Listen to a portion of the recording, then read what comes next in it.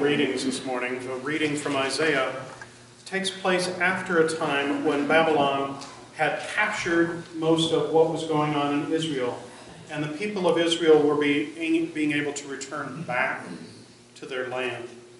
And what they found when they came back was that their land had pretty much been destroyed. The beautiful buildings that they had built, the parks, the fields, the grain, the orchards, most of that stuff had been destroyed. And when they came back, certainly delighted to return home, they were saddened by what they saw there.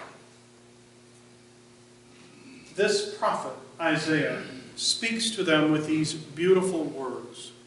These people who are broken, hearted, disillusioned, complacent to their path of oppression, and indifferent, really, to what their future might be. Listen again to these words. He has sent me to bring good news to the oppressed, to bind up the brokenhearted, to proclaim liberty to the captives, and release to the prisoners.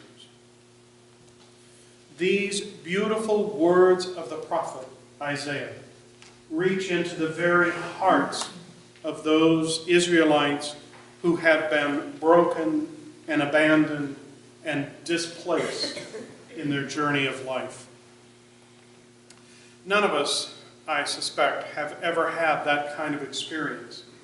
You can imagine what it would be like, maybe, I guess, if there was a really bad earthquake and everybody had to give up living in Sequim and move to Arkansas. I have nothing against Arkansas, by the way. Maybe some of you do. But pick any state. Pick a place that is not here. Pick a place that has a different culture, a different way of being in the world, a different way of talking, y'all, now. Imagine what it would be like. And imagine how we would long to come home. And when we came home, we'd find that the buildings were tilted and that the homes that we lived in were off kilter or maybe fallen down. Imagine the library with all the books tumbled. Imagine mold and mildew everywhere, because that is the natural state of the Pacific Northwest. Imagine how disillusioned we would feel, how brokenhearted we would feel, how despondent we would feel. Because none of us have ever had that experience, or at least I hope we haven't. There still is, when I look at all of you, most of you, the young not so much, though you were included in this, that is not an excuse, don't speak. We are of the age of majority, some well established in the age of majority, and some not quite yet. But the deal is, and even our young among us have battle scars from living in life. Hearts have been broken. Dreams have not come true. Ideas have formed in our mind that set us against one another. Where are we brokenhearted? Where are we disillusioned? Where are we indifferent to our brothers and sisters in this world? We cannot help but get to a certain age that these things have happened to us.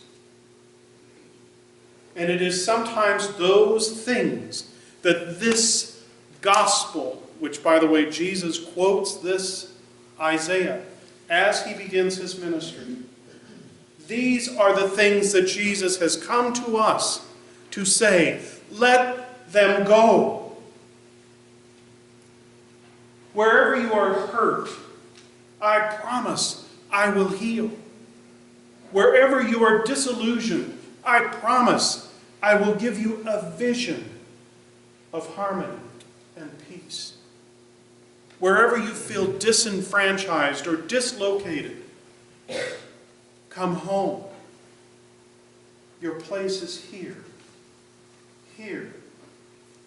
With a God who loves you.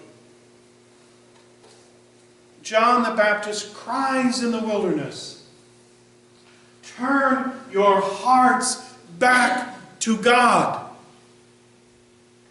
It isn't about blame and shame and how much we've sinned.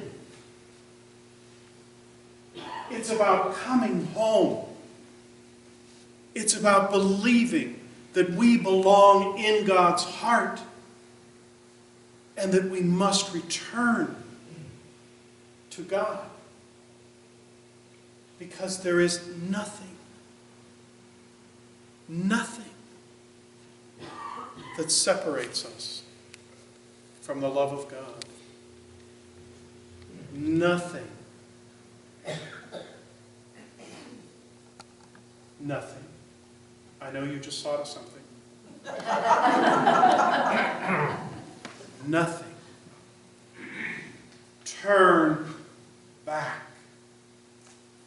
Come back. Let those disillusionments go. Let those disappointments go. Let that indifference go. Come back to God. This is the good news. Rejoice. This is the good news. God awaits us to come home. John the Baptist is the herald of someone who is to come. And his message was, come on, come on.